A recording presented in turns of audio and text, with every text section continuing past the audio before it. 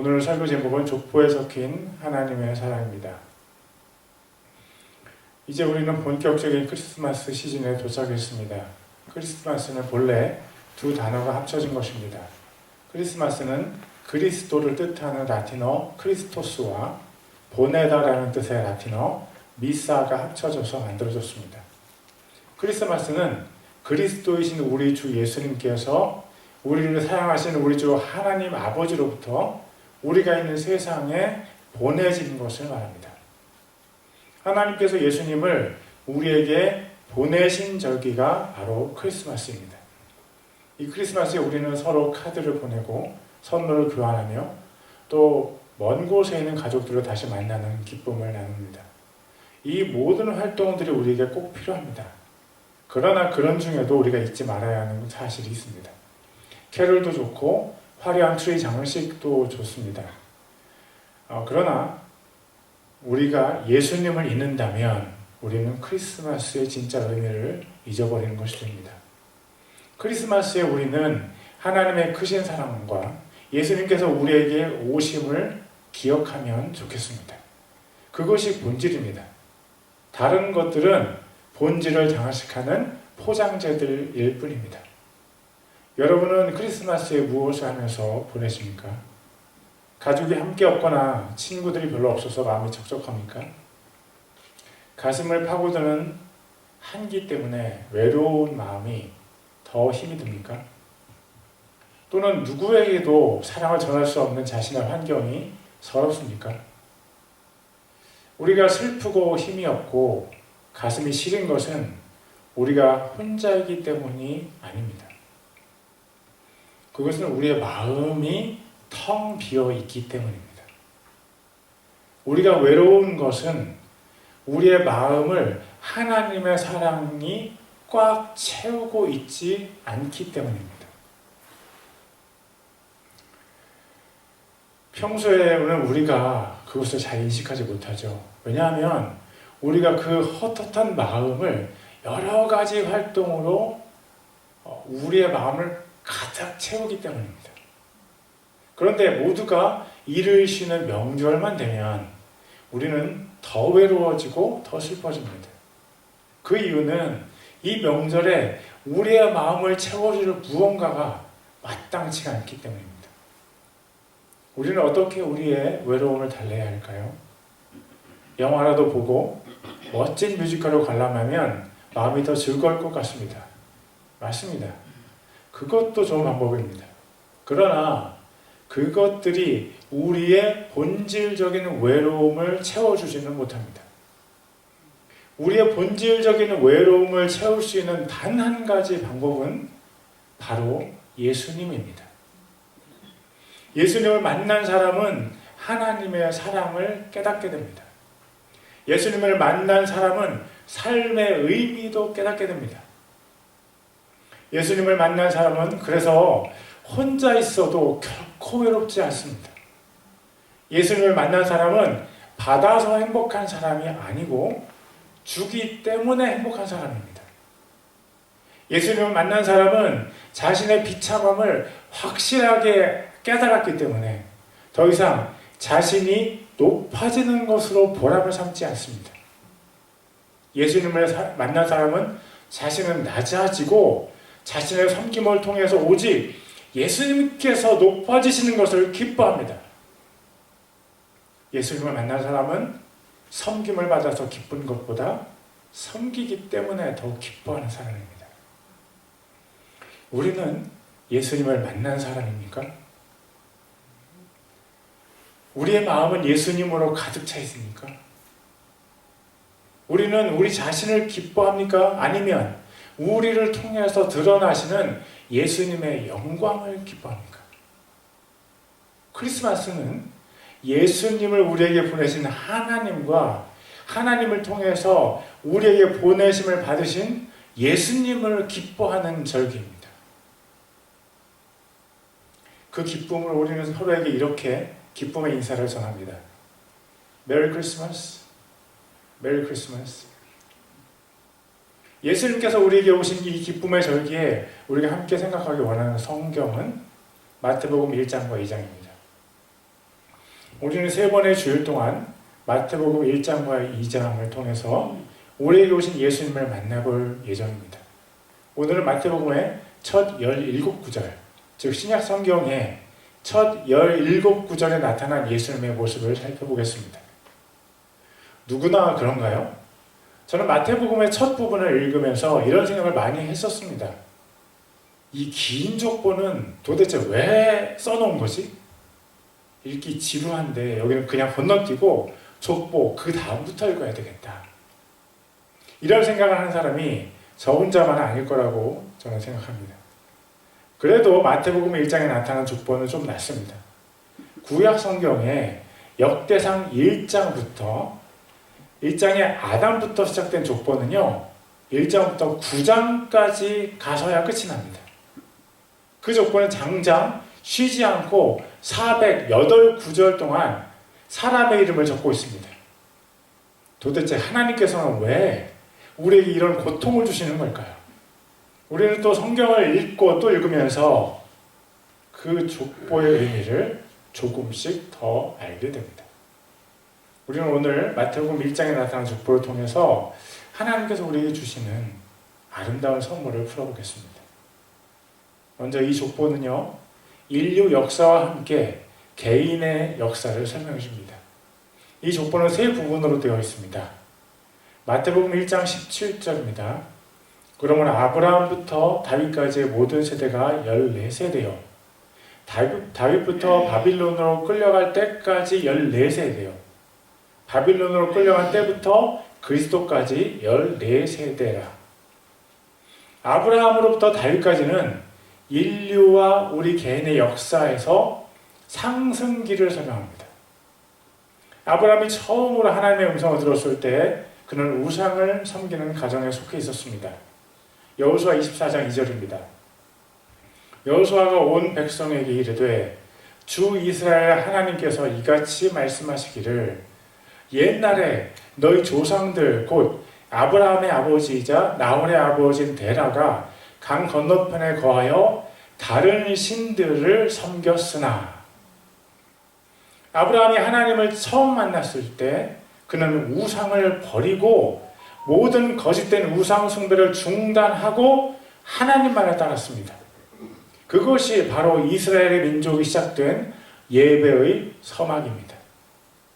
아브라함이 이삭을 낳고 이삭이 야곱을 낳고 야곱은 유다와 그 형제들을 낳았습니다. 야곱이 낳은 12아들들이 이스라엘의 민족의 12지파가 되었습니다. 비록 그들이 이집트에서 종살이를 하기는 했지만 그 고난의 시기도 하나님의 손에 의해서 축복의 시기로 바뀌었습니다.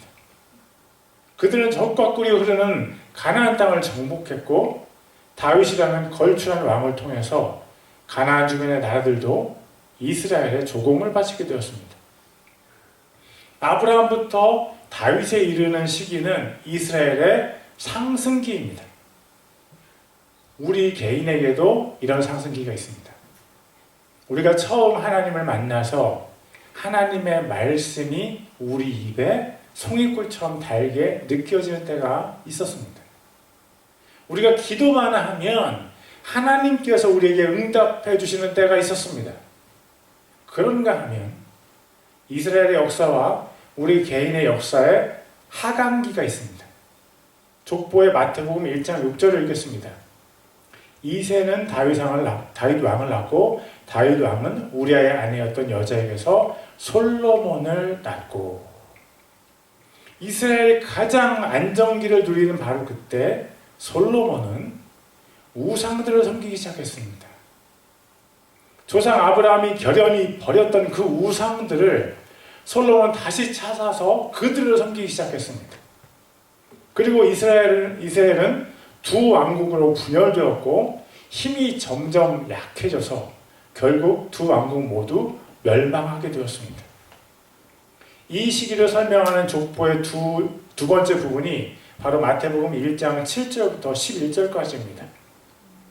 솔로몬은 르호보암을 낳고 르호보암은 아비야를 낳고 아비야는 아사를 낳고 아사는 여호사밧을 낳고 여호사밧은 요람을 낳고 요람은 우시야를 낳고 우시야는 요담을 낳고 요담은 아하스를 낳고 아하스는 히스기야를 낳고 히스기야는 므낫세를 낳고 므낫세는 아몬을 낳고 아몬은 요시야를 낳고 요시야는 여고니아와 그의 형제를 낳았는데 그 무렵에 그들이 바빌론으로 끌려가니라. 우리 개인의 믿음 생활도 하강기가 있습니다. 하나님께서 우리를 가장 축복해 주신 바로 그때 우리의 마음은 마귀의 시험에 취약해집니다. 그리고 부끄럽게도 하나님 앞에서 낯짝을 들 수 없을 정도로 하나님을 멀리 떠나버립니다. 우리의 그런 선택 때문에 우리는 엄청난 실패의 구렁텅이에 떨어져 버립니다. 이 족보의 세 번째 부분은 마태복음 1장 12절부터 16절까지입니다. 남유다가 바빌론으로 끌려간 후에 다시 가나안으로 귀환하고 예수님께서 그들을 찾아오시기까지입니다. 이 부분을 우리는 회복기라고 할 수 있습니다. 이스라엘의 회복, 또 우리 개인 신앙생활의 회복은 오직 예수님께서 우리를 찾아오실 때 가능하게 됩니다. 이렇게 족보는 이스라엘의 역사와 우리 개인의 신앙의 역사를 보여줍니다. 우리가 여기서 잘 깨달아야 하는 것은 바로 우리 신앙 여정의 가장 마지막 부분입니다. 우리의 신앙 여정은 우리가 당차게 세상을 버리고 하나님을 선택했을 때 끝나지 않습니다. 그리고 우리가 교만해져서 하나님을 버리고 세상을 선택했을 때 우리가 멸망의 길을 갈 때에도 아직 우리 신앙의 여정은 끝나지 않습니다. 긍휼하신 하나님께서 우리를 버리지 않으시고 다시 우리를 찾아오십니다. 돼지가 먹는 열매를 먹던 탕자처럼 우리가 아주 비참한 상태였을 때 하나님께서 그 크신 사랑으로 우리를 찾아오셔서 우리를 다시 일으켜 주십니다. 우리의 신앙 여정의 가장 마지막은 예수님께서 우리를 다시 찾아오실 때입니다. 여러분, 예수님을 기대하십시오. 예수님을 기다리세요. 우리가 지금 우리 자신의 엉뚱한 선택으로 고통의 길을 걷는다고 할지라도 예수님께서 우리를 다시 찾아오실 것입니다. 우리 자신의 현재 상태와 전혀 상관없이 우리가 예수님만 바라보면 예수님께서 우리를 구원해 주십니다. 예수님을 기다리는 사람은 누구든지 구원을 받을 것입니다. 마태복음의 족보를 통해서 우리가 깨달을 수 있는 것들 중에 하나는 바로 이것입니다. 하나님의 언약은 우리를 통해서 흘러가고 성취됩니다. 우리가 누구냐가 상관이 없습니다. 내가 신앙이 지금 얼마나 좋은지에 상관이 없습니다. 내 신앙이 아무리 바닥을 치고 있다고 할지라도 하나님의 언약을 믿는 사람을 통해서 하나님의 언약이 성취됩니다. 마태복음 1장 5절입니다.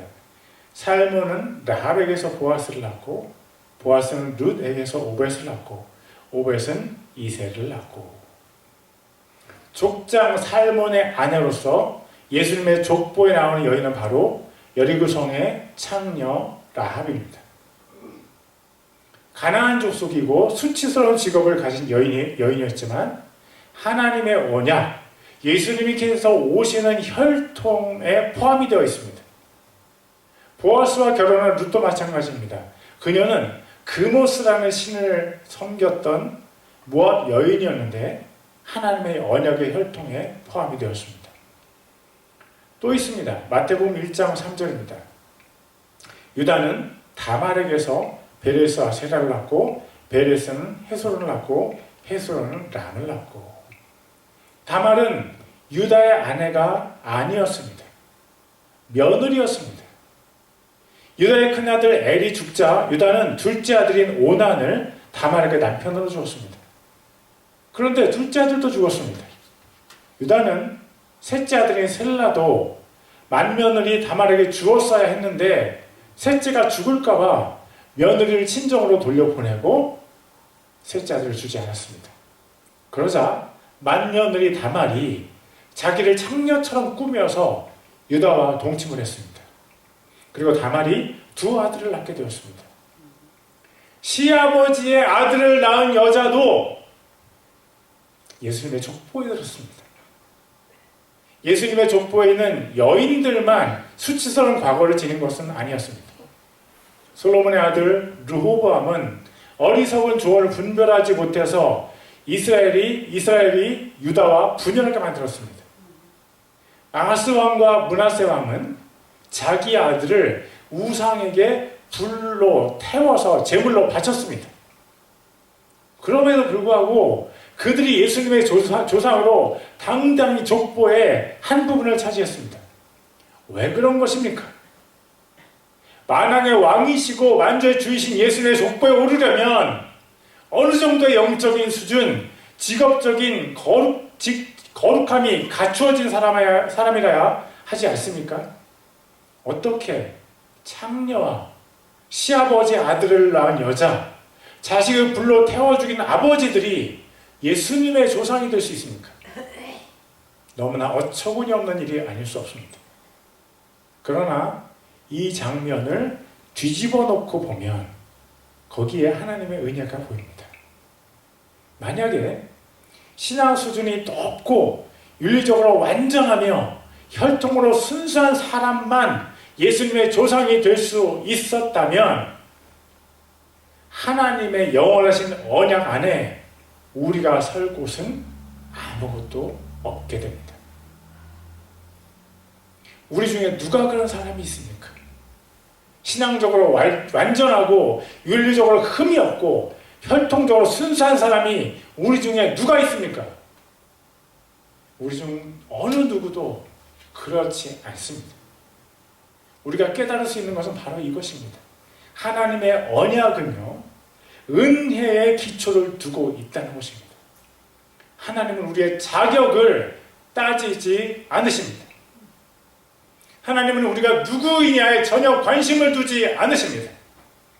하나님께서 우리가 누구인가에 전혀 관심이 없다는 말이 아닙니다.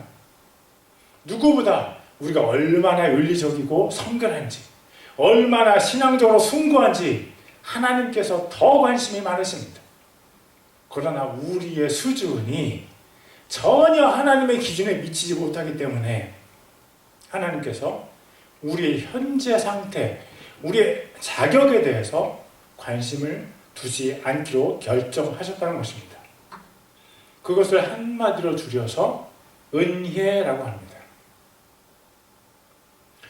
하나님의 언약은 은혜의 언약이지 자격의 언약이 아닙니다. 그래서 하나님께서 우리를 초청하실 때 이렇게 말씀하십니다. 이사야서 55장 1절입니다. 오 목마른 자들아 너희는 물로 나아오라. 돈 없는 자도 오라. 너희는 와서 사 먹되 참으로 와서 돈도 내지 말고 값도 치르지 말며 포도즙과 젖을 사라. 생명수인 예수님을 믿을 때 돈이 필요하지 않습니다. 돈도 필요 없고 어떤 종류의 값을 치를 필요도 없습니다. 사실 이 말은 이렇게 바꾸어서 말할 수 있습니다. 세상의 모든 돈을 다 끌어모아도 하나님의 은혜의 값을 치를 수가 없습니다. 하나님의 은혜는 너무나 비싸기 때문에 이 세상의 모든 것을 다 지불한다고 해도 절대 살 수가 없습니다.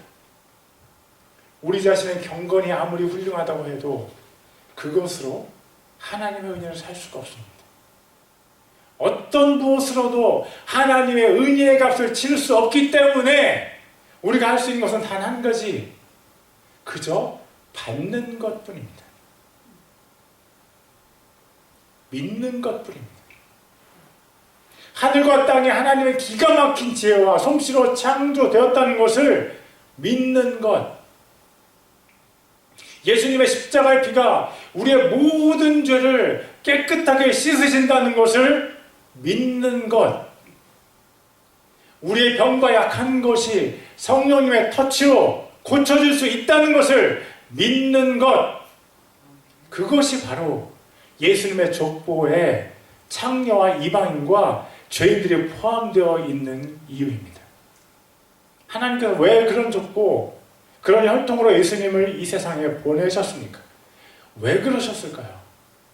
이것을 말씀하시는 것 아니었을까요? 너의 자격이 아니다. 오직 은혜로만 가능하다. 너의 힘이 아니다. 오직 믿음으로만 가능하다. 너의 노력이 아니다. 오직 감사로 받아들이면 된다. 사랑하는 하나님의 사람들이여, 자격이 없어도 은혜로 구원을 받는 것이 하나님께서 정하신 구원의 방법입니다. 그래서 하나님의 사람들은요, 너그럽습니다. 하나님의 너그러우심을 경험한 하나님의 사람들은 이전보다 더 너그러워질 수밖에 없습니다. 다른 사람의 자격 너무 따지지 마세요. 하나님께서 우리의 자격을 따지지 않으셨다는 것을 미리 생각해 보세요. 마지막으로 그러면 다른 사람의 자격 미달에 우리가 조금 더 눈 감아줄 수 있습니다.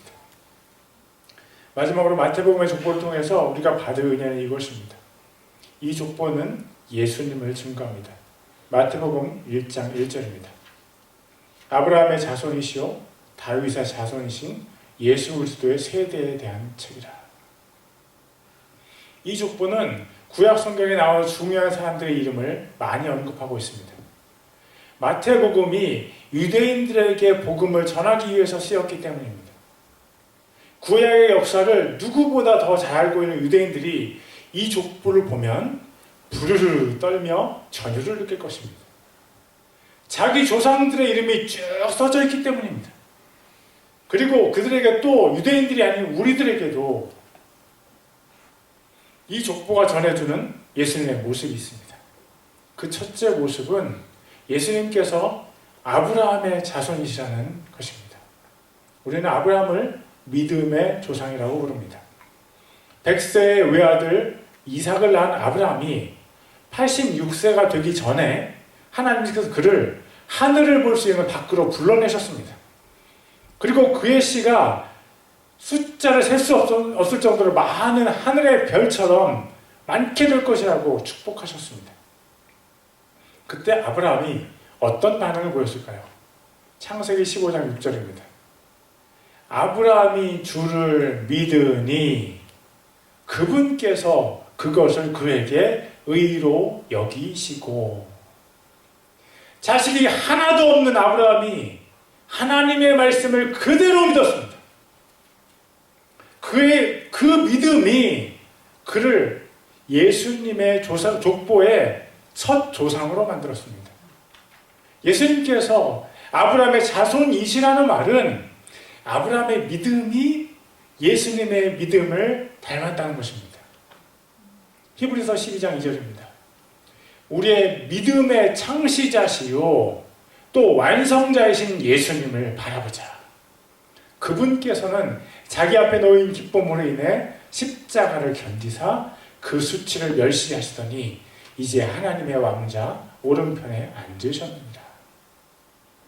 아브라함이 예수님의 조상이시라는 말은 믿음의 창시자이시고 완성자이신 예수님의 믿음을 아브라함이 닮았다는 것입니다. 제가 여러분에게 도전합니다. 여러분, 특별히 젊은이들, 여러분의 믿음을 본받아, 예수님의 믿음을 본받아서 아브라함처럼 믿음의 조상이 되십시오. 당신으로부터 시작되는 믿음의 족속을 시작하는 족장이 되십시오. 이 세상 어디에도 존재하지 않는 100% 복음화된 종족, 완전히 하나님을 사랑하는 종족, 성령님으로 100% 충만한 족속의 족장이 되십시오. 누구도 상상하지 못했을 온전한 예수님의 믿음을 소유한 새로운 종족의 족장이 되십시오. 당신이 시작하세요. 당신이 할 수 있습니다. 당신의 능력으로 할 수는 없습니다. 당신의 지혜로, 당신의 경험으로 할 수 없습니다. 그러나 당신이 하나님을 100% 믿는다면 당신은 새로운 종족의 족장이 될 수 있습니다. 꿈을 꾸세요. 도전하세요. 하나님께 당신의 미래를 온전하게 맡기세요. 당신이 겨자씨 하나할 만한 믿음만 있으면 이루어집니다. 그래도 못 믿겠습니까? 아브라함을 보세요. 그래도 못 믿습니까? 예수님을 보세요.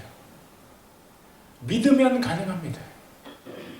사랑하는 여러분, 우리 자신을 믿으면 안 되지만 하나님을 믿으면 가능합니다. 예수님께서 믿음의 창시자로서, 믿음의 완성자로서 아브라함의 믿음을 축복하셨습니다. 바로 그 예수님께서 당신의 믿음을 축복하십니다. 하나님을 믿으세요. 그리고 예수님은 다윗의 자손이십니다. 예수님께서 다윗의 자손이시라는 것은 예수님께서 왕이시라는 것입니다. 다윗은 통일된 이스라엘의 왕이었습니다. 그러나 예수님은 이 세상에 존재했던 모든 왕들의 왕이십니다. 다윗으로 시작된 14대에 걸친 족보는 왕의 족보입니다.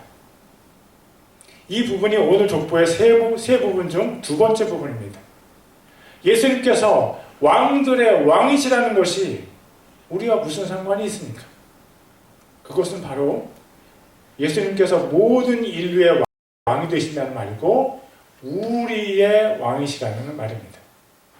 계시록 4장 10절과 11절입니다.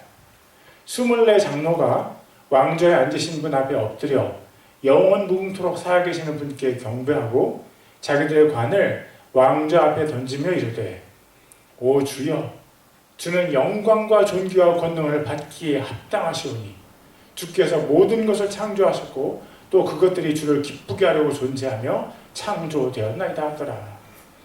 하늘나라에서 하나님의 가장 가까운 곳에서 섬기는 영광을 가진 사람들이 바로 24명의 장로들입니다. 모든 인류 중에서 최고의 영광을 누리는 사람들입니다. 그들의 머리에는 하나님께서 씌워주신 금관들이 있습니다. 얼마나 부러운지요. 얼마나 큰 영광인지요. 그런데 그들이 하는 행동이 우리를 놀라게 합니다. 그들은 보좌에 앉으신 하나님 앞에 엎드려서 그분을 경배하며 자신들의 관을 벗어서 하나님 앞에 던졌습니다. 그러면서 창조주 하나님을 찬양합니다. 그것이 바로 우리 인생의 목적입니다. 인류 중에서 가장 복된 24명의 장로들이 하나님 앞에 엎드러져서 그분을 섬겼습니다. 그렇다면 우리는 너무나 당연하게 우리의 모든 영광을 하나님께 올려드리며 하나님을 찬양하고 경배하는 것이 맞습니다. 왜요? 왜 그렇게 해야 됩니까? 바로 예수님께서 우리의 왕이시기 때문입니다. 예수님께서는 원래 우리의 왕이셨습니다. 우리가 말씀으로 창조되었는데 예수님께서 말씀이십니다. 예수님께서는 창조주 하나님이십니다. 그런데 예수님께서 사람의 몸을 입고 사람의 죄를 대속하시기 위해서 십자가 위에서 피를 흘려 죽으셨습니다. 가장 낮은 지옥, 사탄이 던져질 가장 낮은 지옥에서 예수님께서 우리 대신 고통을 당하셨습니다. 그 죄값을 지불하시고 하나님의 능력으로 예수님께서 부활하셨습니다. 그래서 다시 한번 예수님께서 우리의 왕이 되셨습니다. 원래 왕이셨던 분이 다시 한번 왕의 자격을 갖추셨습니다. 예수님은 원래부터 우리의 왕이셨고 또다시 우리 왕이 되셨습니다. 이 족보는 예수님께서 우리의 왕이심을 우리에게 선포합니다. 여러분 잘 들으세요. 예수님은 당신의 왕이십니다. 그분을 왕으로 섬기세요. 왕을 왕으로 섬기지 않는 사람에게는 응분의 대가가 따를 것입니다. 몰랐다고요? 제가 지금 여러분에게 분명히 말씀드렸습니다. 예수님은 우리의 왕이십니다. 이제 핑계 댈 수 없습니다. 우리의 당연한 의무는 왕이신 예수님을 사랑하고 경배하고 섬기는 것입니다. 아직 예수님을 왕으로 섬기지 않는 분이 있습니까? 이제 시작하세요. 잠시 예수님을 왕으로 대우하기를 중단하신 분이 있다면 다시 시작하세요. 예수님은 왕이십니다. 이제 이 족보의 마지막 부분, 즉 세 번째 부분입니다. 이 부분은 유다 왕 여고니아가 바벨론으로 끌려간 것으로 시작되고 그리스도 예수님으로 마무리됩니다. 이 부분을 통해서 우리는 예수님의 어떤 모습을 보게 됩니까? 예수님은 구원의 소망이십니다. 이 부분은 포로 생활에서 시작되어서 예수님의 승리로, 예수님의 부활과 승천으로 맺어집니다. 죄의 종이 되었던 인류가 예수님의 죽으심과 부활에 힘입어서 구원의 소망을 얻게 되는 것입니다. 그래서 예수님 이후에는 더 이상 족보가 필요 없고 더 있을 수도 없습니다. 이 부분의 족보는 인간의 가장 나약한 모습에서 시작되지만 하나님의 승리로 맺어집니다.